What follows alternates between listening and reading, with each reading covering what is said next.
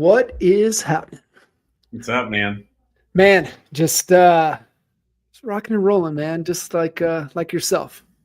What other choice we got, man? That's it. Well, we determined we're old, right? Before we jumped in here. So kind of chatting, just the ebbs and flows, and as long as we've been in the game to kind of see kind of what's happening. I mean, obviously nobody has the crystal ball out, right, to be able to accurately predict, but we know, being through a couple ups and downs and knowing the delays and the things that are, kind of happen. And, as you go through kind of a transitional time, especially as the cash conversion, as days on market kind of extends out, it starts to change as you get a lot of agents and business owners that kind of calculate budget on, you know, 30, 45 day turnarounds now, or, 90, 100-day turnarounds, I think Sure. is one of the bigger adjustments to get settled in with.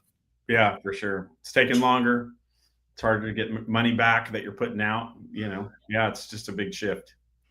Being through a few of these cycles, I mean, obviously, I don't want to say insulated, but being, kind of in a market that has, growth. I mean, just proximity that you have, Austin, Dallas, Right. there, kind of the heart of Texas, but being able to, kind of see where things have been and where things are going. I mean, how are you as a leader leading through this, feeling kind of the market and feeling kind of how agents and buyers and sellers are behaving in this market? Well, I think, that's an interesting question for the agents on the team. And just first off, it all starts with our own mindset, and, the thing we always repeat is, what does the market have to do with me? You know what I mean? Like, and the answer is nothing. Like, it is the environment that we are in, but it doesn't define our altitude. It doesn't define whether we can be successful or not. Right. So it's really leaning back into the fundamentals and the skills, like improving your skill set to handle what the environment is right now. And then you have to be much more proactive as opposed to reactive right now. So, when there's a whole lot of fish in the pond and you're fishing, you don't have to be as proactive. You're going to have some fish that'll come to you, right? But when those deals really start slowing down and the fish aren't as plentiful, then you have to be very intentional at what you're doing to go out and get the business, right? So I think that's the first part of it, is from a team perspective and from an agent perspective, it's having that mindset that can still lead you to excellence and success, even though the market is tough. And then I think it's having very, I don't know if I'd say difficult conversations with clients, but having the conversations that need to be had to help them win, right? And for a lot of people, if you're a seller right now, it doesn't really feel like you're winning, I'm sure, for a lot of those folks. But, the landscape is what it is. And so if the ultimate goal is getting your house sold, or if the ultimate goal is getting a good deal on the house, then there's some conversations that need to be had to bring them into alignment with where we are today, to give them realistic expectations, and then to actually get to the W. You know what I mean? So a lot of it's, I think, mindset. And then, like you said, having those, they're not as hard and as difficult if you have them earlier on in kind of the conversation. But if you let them linger, that's where they get really challenging. And I think a lot of agents just are not aware of how important it is to have those upfront conversations. So, for you, getting back into it, and then also, leading your team through it, kind of, how do you help them step into those difficult, challenging conversations? Well, I think that you really hit the nail on the head, because those conversations have to happen early, right? They have to happen at the very beginning, because people are always going to be bringing expectations to this process, right? And sometimes those expectations are grounded in reality, but oftentimes they're not, right? Oftentimes they're not, in one way or another, looking at what is about to happen, whether buying or selling, from a very reasonable lens. And so if you don't have those conversations early, and you don't bring them back into what at our team we like to call the circle of reality, right? The longer they've been outside that circle, the more difficult it is to bring them back in. And so,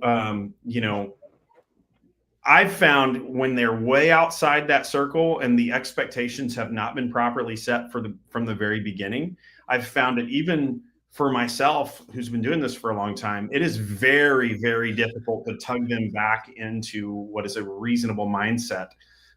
Whereas if it's addressed early and at the very beginning, you kind of get the fresh slate. You can bring them back into that to the again the circle of reasonable and get them in the right mindset to have an expectation that's achievable. At what point, I mean, I love that. I love the circle of reality. That's so good. But in when they're out there, is there a point that you just have to let them go? Or is there at all times you can reel them back in? No, I think yeah, there are times where you have to let them go. And I can just thinking through for myself personally over the last year, there's been some times for sellers where I've had to go, I don't think this is a goal that I can achieve for you right now. Like this is, I understand this is where you're wanting to be. I understand you have your reasons of why you want to be there, but we're really just spinning our wheels trying to pursue something that is not going to happen. So what we've tried to do, and me personally, what I've tried to do is really focus my energy and efforts towards the people who are ready, willing, and able to do something right now, right? And invest my time there. And if I start to see that no matter how many conversations I'm having with someone, I can't get them back inside the circle of reasonable, then it's best for me to tell them, hey, we're just not the right fit for you. And I wish you the best. And, sometimes to be honest with you, though, sometimes that conversation is more, and most of the time, let me take that back. All of the time, that conversation is grounded in me helping them do what's best for them. Mm-hmm. And that's why a lot of times these conversations, you can have the conversation if they understand your heart, that I'm really here to bring excellence and honesty to this situation and give you the advice that you need to hear, not want to hear, but it's in your best interest that I'm doing it. They won't always necessarily get in alignment, but they're going to respect where you're coming from, right? Mm-hmm. So sometimes it's saying, hey, like, I would love to sell your house for this number. I would love for all these dominoes to fall. But right now, what you're wanting is something that I don't think anyone is going to be able to provide for you. So maybe now isn't the right time to sell. Like maybe we should just sit tight and then give it a year or two and then call me back, right? But at least what I always tell them is you're going to have agents who are going to tell you whatever you want to hear. Mm-hmm. But I'm here to be the professional that you have hired me to be and to be honest with you, right? And to bring excellence to this. And if that doesn't align and it means that we can't reach these goals right now, that's okay. I'm not emotionally attached to the outcome here, right? Like my goal is genuinely on serving and helping you. And I hope you remember that when it's a year or two later and it's time to do something, because I'm genuinely making my goal to help you do what is best for you. Sometimes that is a discussion where I'm like, no, what is best for you? You have to move. Like you're going to have an empty house in Texas. Like all the dominoes are saying you need to sell your house right now. And if that's what it is, then I'm going to objectively look at that and be honest with them about it. And other times, if the pressure isn't there and they don't have to do this right now, it's going to them and saying, hey, look, I understand where you're coming from. I think to help you do what's best for you, you're taking on all this stress trying to sell your house with goals that aren't really achievable right now. So maybe we just press pause on this and let's come back and revisit it when the time is right. Yeah, that's the right thing to do. How do you coach the agents to know that that's the right thing to do, to be able to say it, right? They got somebody that's willing to do something. I can tell them what they want to hear. We can bring it to market, waste a bunch of people's time. But like, how do you coach them through to be like, listen, disconnect. You can't make it about you. Like you can't put your desperation, even though you might need this deal to close, you still have to be able to give them the right advice. So how do you really make sure that your agents are delivering that same type of message as well? Sure. Well, that kind of goes back to our onboarding. When we're bringing people on the team, there's a high emphasis on what does it mean to be a fiduciary, right? Because that's really what our relationship is that we're here to do what is in the best interest of other people. And so a great fiduciary person is going to be honest with people, even when it's difficult. They're going to make sure that they set excellent expectations from the beginning that are actually achievable. I'm okay with it being difficult, but it needs to be achievable, right? Like Right. if it's something that there's no chance of this working out, whether that's a house or property they're looking for or something they're trying to sell their property for, then we need to identify that and bring that to the forefront and have those difficult conversations. I've found that when you avoid the difficult conversations, as most people try to do, to be honest, Mm-hmm. as you avoid those difficult conversations, what ends up happening is it leads to frustration, and the frustration is obvious. Oftentimes, it's directed at you, you know, Mm-hmm. because they feel like I'm being reasonable here and you're letting me down, right? Which is why we need to make sure that we're giving them that honest truth up front so that they understand this is the landscape we're playing in, this is the situation as it stands, and here's how we can serve you in that. Yeah. No, it's so good. It's more. It's one of the things, kind of always talking about. Get away from, let me put my sales process on you. More so, let me step back and be more consultative and like, dude, what are y'all trying to do? Like, what's the goal? What are you trying to achieve here? What's the outcome? It goes back to the point too, like you said, like, dude, you need to sell this, right? This house be about to be sitting empty in Texas. You're out of here, right? Like, Right. you guys are getting transferred. You're going to this other location. Like, you don't want this home sitting here, Right. for whatever reason why you wouldn't want it. But being able to give them that right advice. But I think it is the mindset, and I love that it starts in the hiring, because I mean we've both brought team members in and you're like, oh dang, I missed that one. And it's just like, yeah, we missed asking the questions or setting the right, foundation for what it really takes to be successful in this game, but also the type of, impression and brand and reputation that we want to build in our community.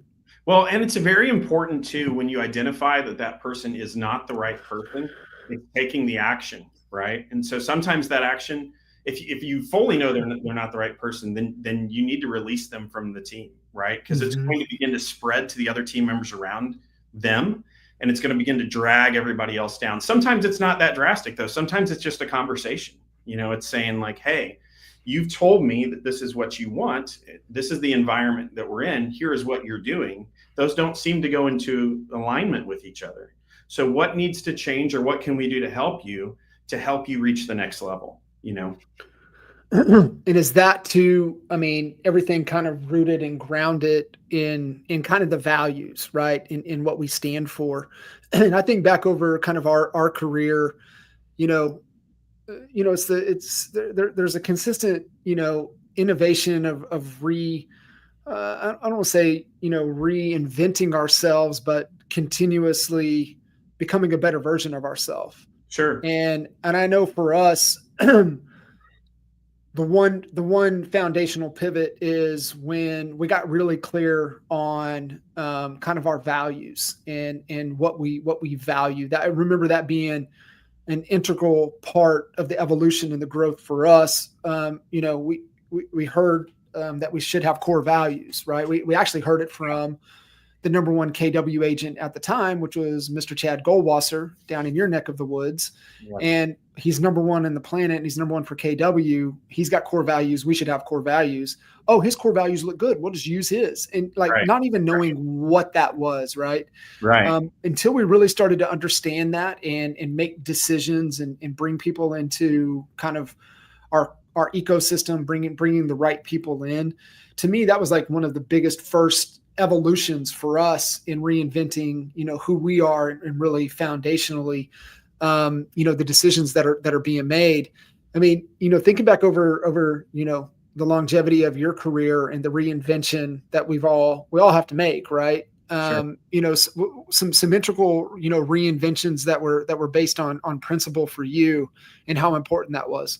Yeah, for sure. Well, and to your credit, obviously we've had a long relationship, and I remember obviously good friends with Jay, and he was a very strong mentor to me a long time ago, and even to this day still is to some degree. And I remember that he would always talk about core values, and I have to be real with you. Many years ago, when we would talk about this, I didn't take it seriously. Okay. So we would talk about how important these values are and how we have to identify values. And I did the same thing that you said you did with Chad Goldwasser, right? So and Chad's a good friend even to this day. Like I just ripped the values off of somebody else and just kind of plastered them here. Here's our values, right? But that doesn't work. It does not work because the values have to really be yours and what you stand for and what you are really about. And people can tell, and they will tell if it's not genuine, right? And I didn't understand that back in the day. And I would say over the years, this is something that has become significantly more apparent to me. Is back then when I would hear Jay and Mike and you talk to me about this, I was kind of like, yeah, okay, whatever. Just give me the next tool that'll help me sell a lot of houses. That's what I was thinking, right? Yeah. But then over the years since then, as I've seen the teams win and struggle and all these things that we've all been through on our journey to where we are today, one of the most important things that stuck out to me is how important that actually really is. Like when I heard that before, I didn't really get it. And then when you truly understand it, you're like, okay, now I get it. That is the difference between being at the level of excellence and then and not, and so that is a massive part of it for sure. Yeah, I mean, our culture is just a collection of our people, and if you don't, bring people in that align to at least more than half of the values that you have in the organization, you're going to miss the culture piece. But you might have some great producers, but they're real low, and that's where the toxicity, that's where the cancer, that's where those things start to bubble up, and we're afraid to make a move because they're producing for us. However, it's kind of like kind of the shift in the game that we start to play, and kind of back to where you're at and where you're going.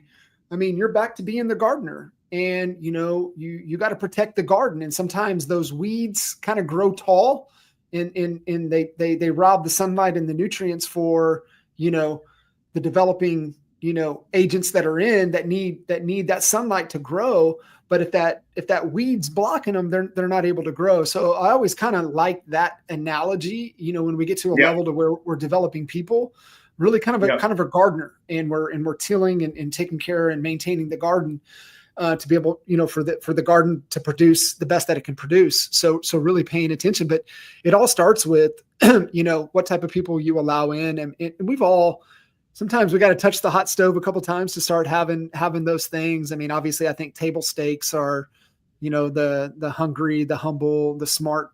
I think the other, really pushing, I think is really critical. And obviously, learning this all through trial and error, but high character, high trust. Yeah. And then into your values. And I think if you've got that, you've got somebody that's willing and they're a good value fit. They may be a cheerleader until they become an A player. And I think that's kind of what you're looking to try to surround yourself with. Well, and I think I was actually going to mention the gardening illustration because, pruning that garden, and in this circumstance, it's addressing the issues that are in your culture to keep it within the boundaries of what our values really are. It's actually a very healthy thing for everyone. Like it creates a healthy atmosphere for everyone, because when we see things that are outside of alignment with those values, and we go and we begin snipping them off to maintain a healthy garden for all the plants, right? Or a healthy environment for everyone that's here. What happens is maybe another person wasn't involved with what I needed to do over here, but when they see that I go and address it, right?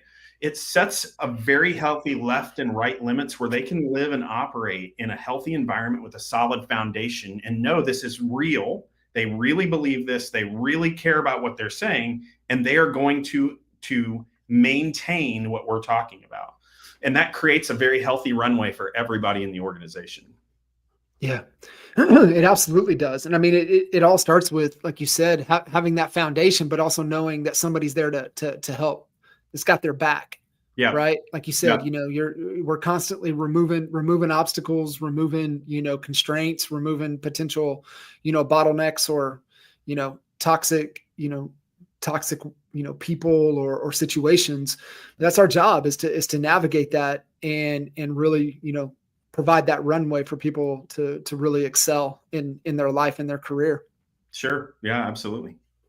So looking at, kind of this run of kind of where the market's kind of getting into, I mean, where are you seeing the opportunity? Where is the opportunity heading into, the new year, as we go on this, backside of the decade here? Well, I think there's probably two places that really stick out to me. Number one, I feel like there's a huge opportunity for people who are selling their house. If you're going to be getting listings and those sorts of things, I think it's a huge opportunity to actually help people win and get their house sold, Mhm. because so many agents aren't having those hard conversations. They aren't having the honest dialogue, because it's so much easier for people to walk in and just tell somebody what they want to hear.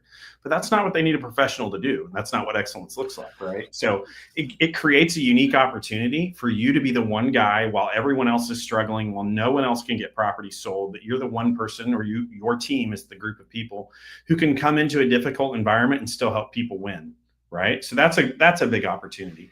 And then I think obviously with interest rates as they're coming down, we're going to see more and more buyers who are jumping into the market, and we're seeing a lot of agents get out of the industry, right? So I think that creates a really unique opportunity too, as our competition is decreasing, right? And we're going to begin to see more people coming into the market to do something with their money. That creates a unique opportunity as well for us to be positioned in a good place to pick that up and gain market share. Yeah.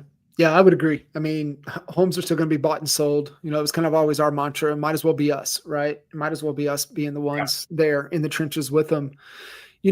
One of the things, just connecting with you and really starting to see kind of the foundation and direction you're going. And it's the thing, I mean, when we push hard in chasing transactions, or chasing a particular goal that might not really, probably shouldn't be the goal, but we make it the goal. Um, Obviously a lot of sacrifices, but also sometimes a lot of burnt bridges that aren't necessary. How are you, really structuring kind of the balance of family, the balance? I don't believe it's like balance 50-50. I mean, I think it's unproportionate given the season of life and kind of where we're at. But just the attention to where you're able to still work it in the calendar with family. I mean, obviously, the business challenges that we have, and continuing to maintain momentum. Obviously, your faith being at the forefront. How are you, just making sure you give, quality? Probably that's probably the best way to look at it, right? Quality, focus, and attention, to all the dimensions and areas of our life. Well, and I think you said it right. Like it's a constant juggling game. So there's going to be times where I'm focused on one thing significantly more than the other, and I have to realize that and see it, and then bring everything back into alignment as best I can. So, but I think it really goes down to, what are your personal values? Like, what are the things that are most important to me? And for me, that's my faith and my relationship with Jesus Christ is number one. Number two, it's going to be running a business, taking care of my family. And then number three, it's going to be running a business with excellence, right? And so I have to keep everything in my calendar and in my life in alignment with my number one priorities. So number one, I'm not missing church for real estate. It's not going to happen. Like, that is any events related around my faith, anything that has to do with my faith, like that is going to take number one priority on the calendar list. And number two, it's my family. Like my son. So tonight is a great example. Like, my son has a choir concert at 5 p.m.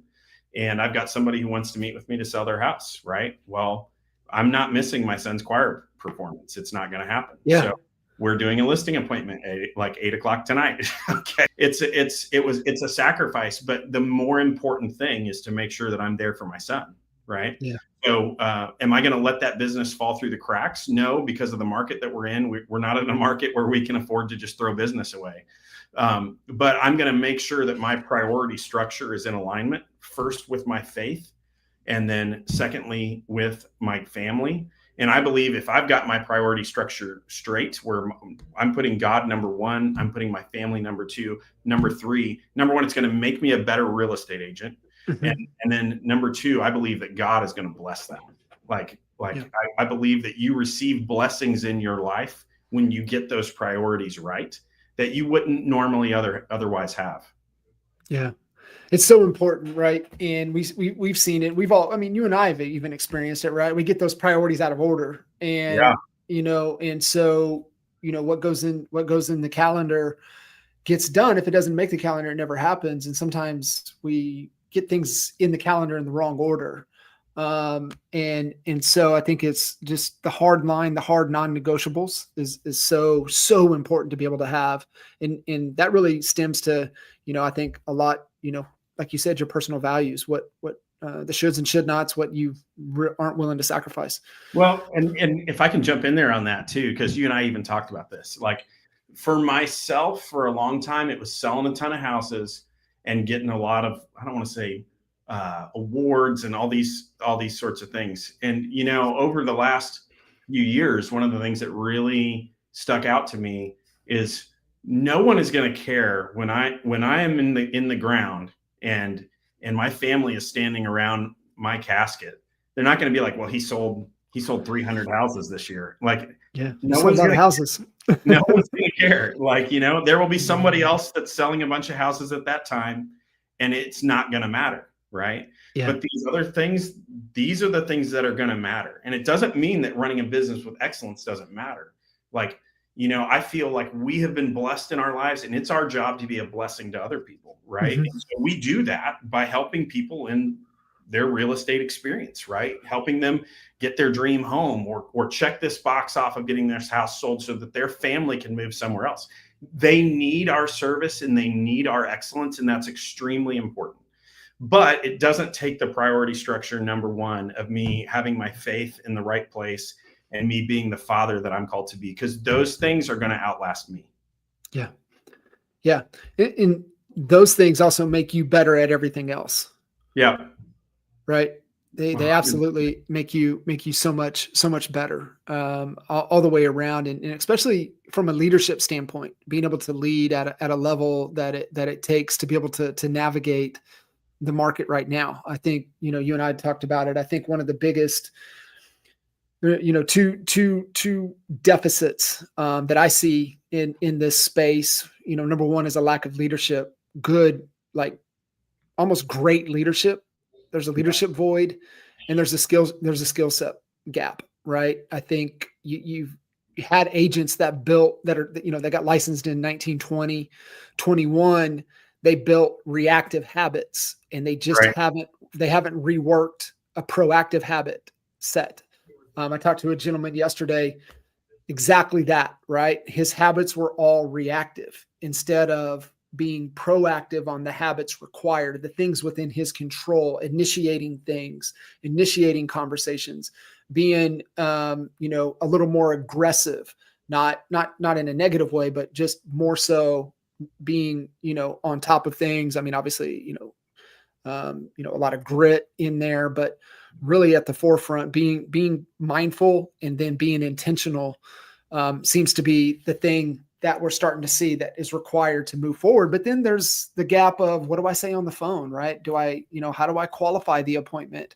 When I get on the appointment, how do I articulate my value, right? Like it's wild how fast that skill set just fell off the table Yeah. in a really relatively short period of time when you look at it. So I think those are the two big things. I mean, obviously you have the skill set to be able to train, and I know you pour into your people, but I think the biggest opportunity is leadership, and kind of where you're at and what you're doing, what you're focused on. I mean, I think you bring that leadership void into a space that I think there's a lot of people out there that are starving for great leadership. Yeah.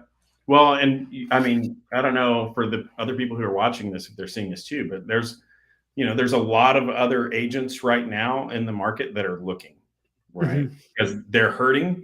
We always say passive realtors have skinny children. You know what I mean? So, you've got to have that mindset that's different, right? And people who are in a culture that is very reactive as a whole, they are all looking for answers, right? And so that's a huge opportunity as well. Yeah, I would agree, man.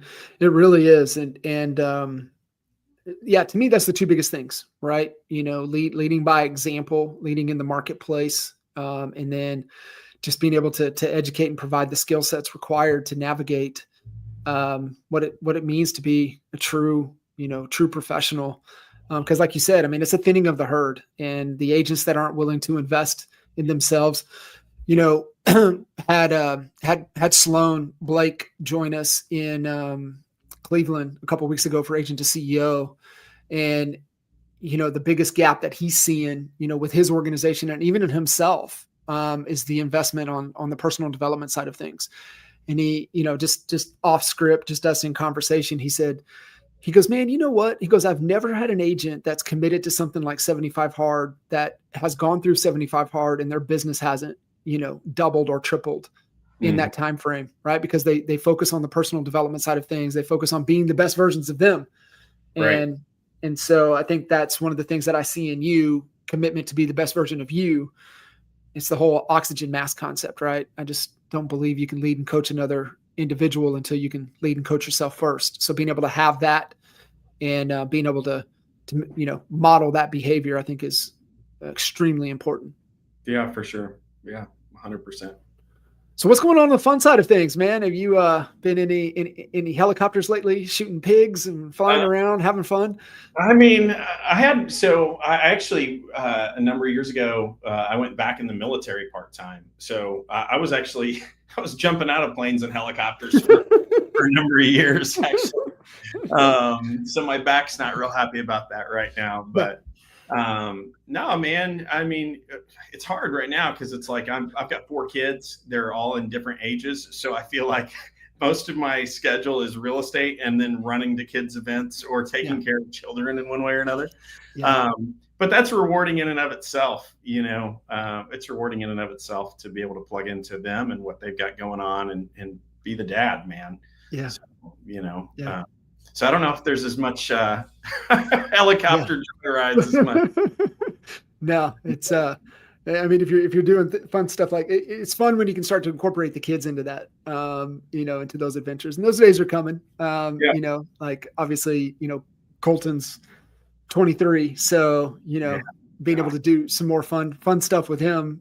Obviously him overseas for the next couple of years. So looking forward to when he gets back stateside to be able to have some of those magical moments. Well, it's cool too, because, interestingly enough, like one of the things that I've done a little bit is I've also kind of brought the kids into not really the business, like they're not out there hammering yard signs and stuff, but it is kind of fun that you can bring them into the discussion of what it means to work with excellence. Like, what does that mean to lead with excellence? And what is that going to look like for you as you get older? So I've had my son, we had a discussion. He wanted a, what is it? Halo. You remember the video game Halo? Yeah. Okay, yeah. Bro. He sends me this Halloween costume he wants that is like, hey, it is like the Halo Halloween costume. That is legit. Okay. And it's not like $100. It's expensive. Right. And so, it kind of led us to a discussion. It's like, okay, so you have some goals. How do you think you get to those goals? And so we talk about it. He's like, well, you could buy it for me. I'm like, well, that's one way, but that's not the way. That's not how we're going to do it. So we got to have a discussion of what does it look like to have a goal and work for that. And how do you do that? Right. Mm-hmm. And so for him, he made the Cohen's world famous lemonade stand. Okay. He hired his brother as an employee. Right. Okay. We got to have leadership discussions. We got to have customer service discussions.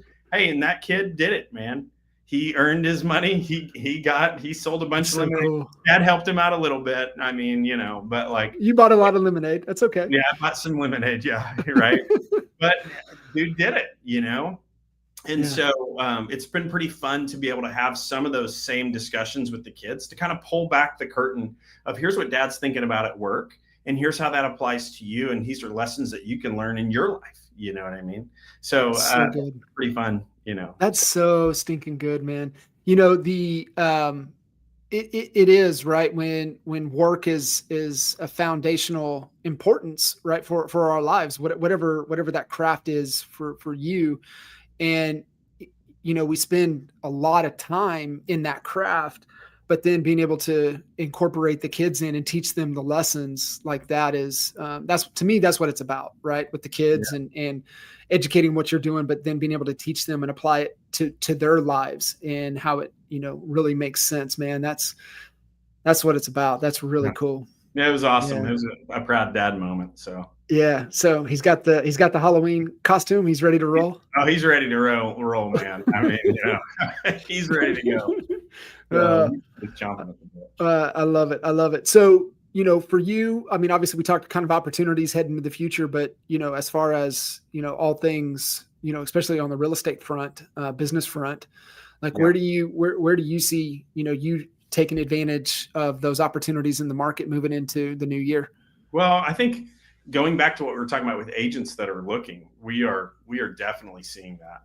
And of course, we have an office in Georgetown, Texas. We have an office in Temple, Texas, and we're seeing that in both locations, right? And so the other really cool thing about all of this, building the healthy culture, like setting expectations right, and the opportunity that's out there, is if you build the framework right, and then you bring people in who are in alignment with the values, they're in alignment with the culture, they're bought into what you're doing. It's very rewarding to see them go out and win. And then when they begin winning, what happens is other people on the team see them winning. They begin to think, man, I can win too if they're winning. And we create this culture of winning, right? And so I've definitely seen, I mean, the inquiries that are coming to our team are higher than they've ever been, of people who are saying, hey, I see you guys are doing things right. I see you guys are having success. I want to be a part of that. Can we talk? Right. And some of those people, they come and we meet with them, and I think they're great people, and it's not the best alignment for the team. And that's okay. I'm always going to say, hey, if this is where God wants you to be, man, I want you to be here more than anywhere else. But if it's not where you're supposed to be, then I don't even want you here. And I don't say that it's a bad thing. It's because it's not what's best for you. I want you to be in the place that is best for you. And if it's here, then let's do this. You know what I mean? Yeah. And so, that's been a really cool thing to see happening over the last few months. Yeah, it is. It's, and like you said, when you keep doing the right thing, and you even said it earlier, it's going to feel like rewards, but it is really, the attraction magnet, right? When you're putting, the right messages out into the marketplace, when you're doing right for people, I mean, there's a ripple effect, and that's ripples out into the market, and then the tide goes out, tide comes in, and so that ripple effect will bring, I mean, and the opposite is true as well. So it's so important, to have those core foundational, beliefs and anchor to, and then just operating with excellence and always doing the right thing. Yeah, there's a saying that we have here, and it's all I can do is the next right thing. So no matter what challenge that you're faced with, all I can do is the next right thing. So you build up those right actions over and over and over and over and over again, and make it a habit of doing the next right thing over and over and over again. And that's what leads to your breakthrough. That's so good. That's so good. So yeah, having those foundational mental models and mindsets to where you can constantly stay in the right frame to be able to not get, detracted and off track, is distracted and off track is the biggest thing. So being able to have those things to stay on track is absolutely important. Well, one thing I want to throw out there too, one of the things that we have implemented into our onboarding is a discussion about mindset. And we're going to spend a few days while they're going through onboarding talking about mindset. So first off, talking about what is your default thought process? Like, what are you putting into your mind, right? Because if I'm just putting in the same thing as everybody else around me, then why am I going to expect a different result? It doesn't make any sense, right? Yeah. So if every day I wake up, I watch CNN, then I get in the car and I just listen to talk radio or sports, and then I go to work, I do my thing, I come home and I watch some TV show and then go to bed, and that's all I put in my brain, mm-hmm. I'm not going to change. I'm not going to change anything about myself, right? So number one, it's kind of influencing what is that default thought process. And then also looking at, and this has been a big deal with the market, the way that it is we call it the story model, which is like, okay, what story are you telling yourself right now about the market, about what's going on, right? Because the brain will tell yourself, it will see something happen, an event. You'll begin to tell yourself a story. Then you begin to look for evidence to back that story up. And then it becomes a self-fulfilling prophecy. So for example, if I'm an agent, no one ever answers the phones, I can't get a hold of anybody, no one wants to buy a house right now. If I begin telling myself that story, then I'm going to look for examples that back that story up in my brain and reinforce the story. And it leads me to a self-fulfilling prophecy of I just can't win. Or we say there are ready, willing, and able buyers that are out there, and I'm going to find them and I'm going to win. Then when you begin to find them, you begin to reinforce that story. The story tells you a positive ending, and it's a self-fulfilling prophecy. It leads you to winning, right? So what is the story that you're telling yourself? And then is that story like, am I reinforcing a negative story in my brain, or am I reinforcing a story that's going to lead me to success? Yeah. Dude, that's so good. So where do you have the accountability in place to check those stories with each other? Well, to be honest, we all struggle with this though. Yeah. So it's something that we just talk about. If it's in our one-on-ones at the agents, we're going to talk about it. We're going to talk about it when they're going through onboarding. But if I'm being real, there are times where I find myself telling myself the negative story. Yeah. So like catching myself, okay, I'm telling myself a story that may or may not even be reality that's leading me to an outcome that I don't want. So I need to change my thoughts and change my story to lead me to the outcome I want. Yeah. I love that self-awareness, but sometimes we need somebody to hold the mirror up for us. And so creating that culture where everybody has permission to call each other out on our BS stories? 100%. I mean, if it's a healthy culture, we're going to be able to have that conflict because it's based in trust, right? First of all, we've got to have that culture that will build trust in the organization. Mm-hmm. If we have the trust across the board in the organization, now it will allow me, because you trust me, I'm coming from a good place. We can engage in this discussion and I would call it engage in productive conflict, and then come out the other side in a better position. Yeah. I love based in trust, but also based in truth. Sure. Right. So being able to hold each other and have permission to call us out. Cause we all do it, right? We all fall in love with the stories that we want to tell ourselves, and being able to make sure that the stories are serving us and serving those that, are looking to us to lead, to lead them and guide them to what we're trying to accomplish. I love that. I really do. The whole mindset piece. And that was a lot of the conversations with Sloan was really around that. And he uses a lot of the story framework as well. And it's, to me, it's the best, right? Being able to have that. But I think the most important part is, like you said, what are you feeding yourself, but also falling in love with that mirror, not in a vanity standpoint, but a reflective standpoint, to be like, is this true? Right? Is this absolutely true? Yeah. Yeah. Sure. Really good. Brother, absolutely amazing. I'm excited where you're at and the direction you guys are going, and how everything's kind of what it's rooted in the foundation. I'll never forget